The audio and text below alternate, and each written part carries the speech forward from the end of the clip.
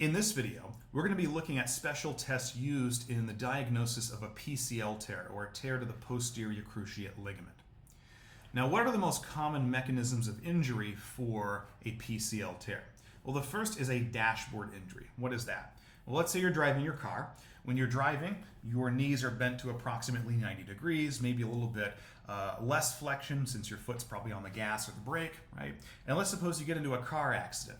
And let's also suppose that the dashboard is pushed forward and it hits the front of your lower leg, so basically around the tibial plateau or the upper tibia. Well, that's going to push the tibia posteriorly, and when that occurs with enough force, that's going to rupture the PCL. Okay? In general, the mechanism of injury for a PCL tear is a blunt force trauma to the lower leg, and that's with a posteriorly directed force. And certainly, if you get in a car accident and the dashboard hits your tibia from the front and continues moving posteriorly, that is a posterior directed force. Are you going to get a PCL tear from a hyperextension injury? Very unlikely. Are you going to get it from a closed chain rotational mechanism? No, that would cause an ACL tear more likely. Also, the PCL is a little bit stronger than the ACL. And so because it's a lot harder to, first of all, achieve this kind of mechanism of injury, it coupled with the fact that the PCL is a little bit stronger, a PCL tear is a lot less common than ACL injuries. Okay?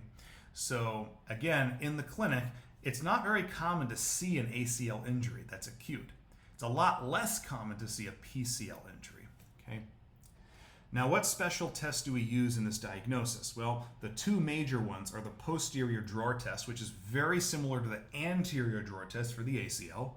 And then we also have the sag sign test, or the posterior sag sign test. We'll be looking at those two in this video. And just like with the ACL special test, the timing of these tests is very important when interpreting the results. And that's because depending on the timing, it can increase the risk of a false negative. So these tests are best done either immediately after the injury or about 2 weeks after or more.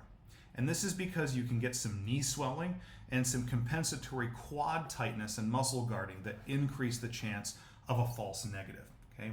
Now, with a PCL tear, there's probably not going to be as much swelling as there is in an ACL tear. And generally speaking, the PCL tear is probably not going to cause as much swelling inside the knee joint capsule. Okay? So for that reason, it's not as much of a concern as it is for an ACL tear. But more of a concern would be compensatory quad tightness and muscle guarding. Remember that a PCL tear will cause excessive posterior translation of the tibia. The quads are going to exert an anterior pull on the tibia. So if you give enough time for the quads to start compensating, well, then they're going to increase the risk of a false negative because they're not going to allow that tibia to excessively translate posteriorly. Again, increasing the risk of a false negative. And so in general, you want to perform these tests approximately 2 weeks or more after the injury occurred or immediately after the injury to get the best accuracy. And it's also recommended that you quickly rule out a PCL tear before doing the ACL special test. So if you see an injury on the field or an injury in general and you're not sure exactly what is injured in the knee, you should always do the PCL special test first. And if those are negative, then you can go on and do the ACL special tests. Okay? Let's take a look at these two special tests now. The first PCL special test we're going to look at is the posterior drawer test. This test is performed almost identically to the anterior drawer test, which is for an ACL, except that the direction of the glide on the tibia is the opposite. It's going to be posteriorly directed. So to perform the posterior drawer test, the patient will be positioned in supine, as you see right here, and their test side knee, in this case the left knee, is in 90 degrees of flexion. Now, the first thing the PT is going to do, not actually listed here, is they're going to lightly sit on the patient's foot. This is so when we exert the glide, the foot remains on the table or the floor, wherever you're doing it, and so we're stabilizing the distal lower leg that way. Okay? Then with both of my hands, so not testing hands, we're going to firmly grasp the patient's proximal tibia at the tibial plateau. And by doing that, we're going to wrap our fingers around the proximal calf, taking up skin slack in the process, and then our thumbs are going to be positioned on the tibial tuberosity. Okay, so that's the starting position right there. Same as with the anterior drawer test. The difference here is that the PT will exert a posterior glide on the tibia at the tibial plateau, and we're assessing for pain and end feel. Okay, so here are those posterior directed glides. Okay, and we're assessing for end feel. A negative test, which would be normal, would be when there's no PCL injury. The PCL is healthy and intact. In this case, it should be painless, and there should be no associated excessive laxity. And that laxity would be found in the posterior direction. A positive posterior drawer test would be there is excessive joint laxity. So when I push that tibia posteriorly, it would actually move excessively. And we term that a mushy end feel, the same way we termed it in an anterior drawer test. Here's another view of the posterior drawer test down here. So there I'm grabbing the patient's calf with my fingers, taking up the skin slack. My thumbs go on the tibial tuberosity there, and then I'm exerting a posterior glide on the tibia. Okay? That is the posterior drawer test. Now, the posterior drawer test has extremely good psychometric values, as we just mentioned, but if you wanted to be extra sure, you can corroborate the results of the posterior drawer test with that of the posterior sag sign test, or just the sag sign test. So to perform the sag sign test, the patient is going to be positioned in supine, and we're going to bring their test side hip and knee bent to 90 degrees of flexion.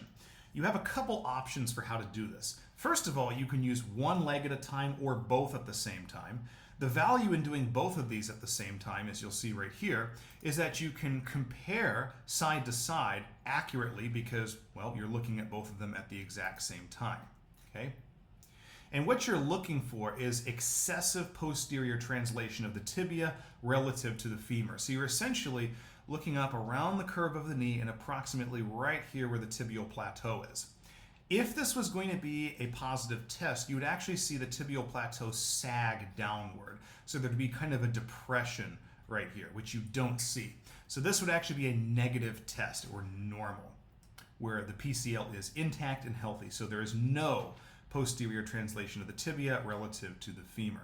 Okay? A positive test would be indicated by excessive posterior translation of the tibia due to gravity, and that sag sign that we would note around here would be around the tibial plateau. That would indicate a positive test. Okay? We'll look at that in just a minute. One other thing that you can do here is you can actually also support the patient's ankles or feet on a chair. So you can bring a chair up here, and that way you don't have to hold on here.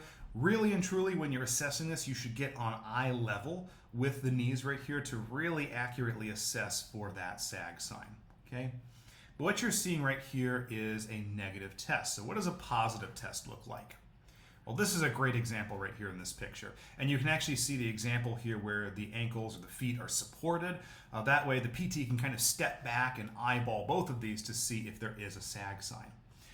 Now, if we look at the patient's right leg, okay, go all the way to the right knee, if you look really carefully, you can see it. It's normal, right? We round the knee and there's no sag. But if we look at the patient's left knee right here, we round the knee, we see this large depression right here. So the tibial plateau has sagged downward, and really it's posteriorly, if we compare it relative to the person's body, and that results in this sag. And that's because the PCL is no longer intact. Okay? If we zoom in, you can see that sag sign a little more clearly. Really and truly, the tibial plateau should be up here. And so as we round the knee, we really shouldn't have any depression. Okay? But you see this depression, this sagging, relative to the dotted line right here. That would be a positive sag sign. And if you thought that the posterior drawer test had good specificity, well, the sag sign test has even better, which is hard to believe that's possible. The specificity is all the way up at 100%. So if you perform the sag sign test and it's positive, they have a PCL tear, is pretty much what we're saying. It's a guarantee. Sensitivity is not as great though. Remember, for the posterior drawer test, the sensitivity was all the way at 90%.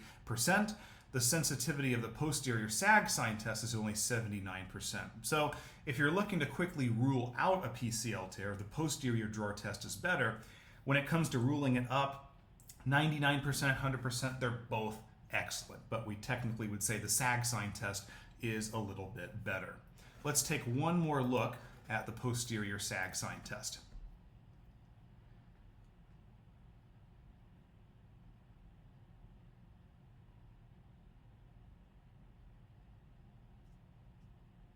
Thank you for all your support. Be sure to check out my Instagram for cool science and not science stuff.